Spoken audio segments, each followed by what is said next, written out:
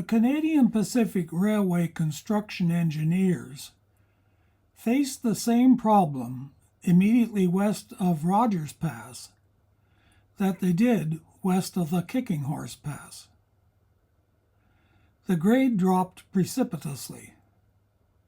In this case, more than 4.5% down the Illecillewaet River Valley in the first 4 miles.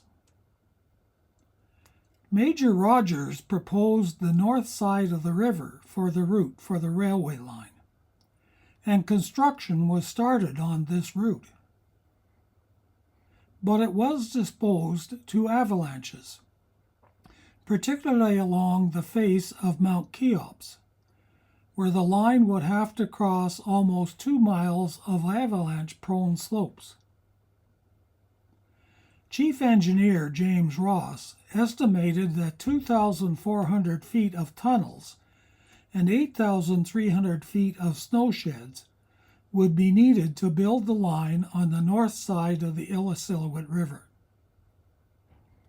To Ross, it was also clear that the line needed to be taken down to the valley floor as soon as possible, so that avalanche slopes could be avoided by routing the line back and forth along the Illecillewaet River.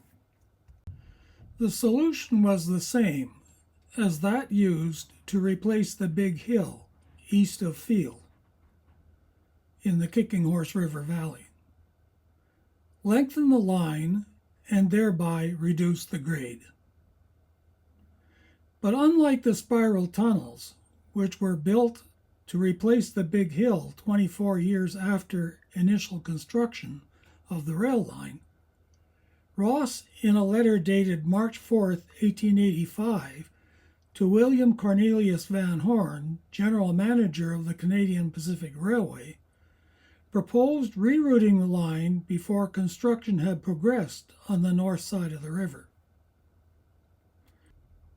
Ross proposed using 2 valleys immediately west of Rogers Pass on the south side of the Illecillewaet River Valley.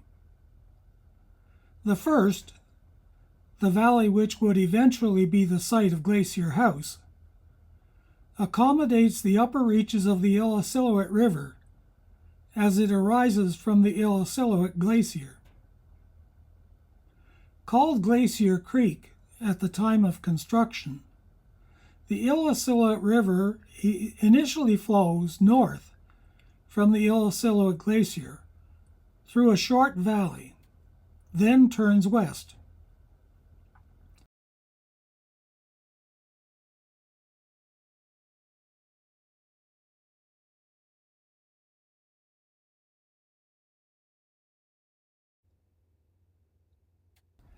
The second valley accommodates a creek that became known as 5 Mile Creek, because after construction, the creek was 5 railway miles from the crest of Rogers Pass.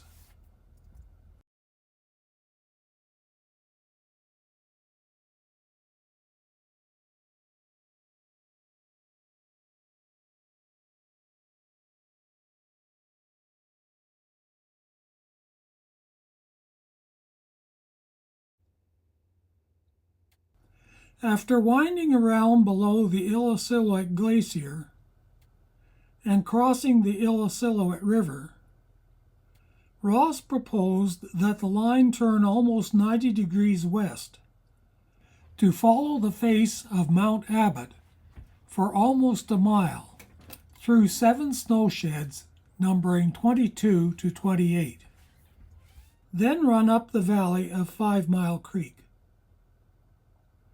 The line would cross 5 Mile Creek on a trestle, do a 180-degree turn, and recross 5 Mile Creek on a second trestle, heading east back up the Illecillewaet River Valley.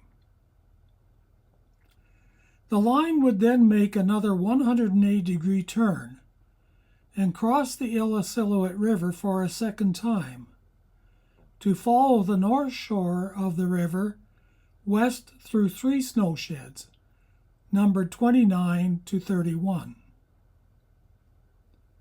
The line would then recross the Illecillewaet River on a trestle for the third time to follow the south side of the valley.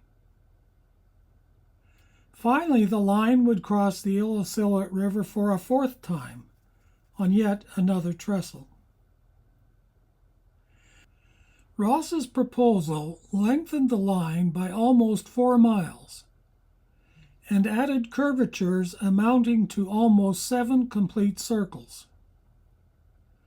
It required construction of 4 massive wooden trestles, 6 bridges, and 14 snow sheds. But it was $500,000 cheaper than Major Rogers' original line, a big plus for the company that was at the time rapidly going bankrupt. Van Horn agreed to the new route, and the descent from Rogers Pass became known as the Loops.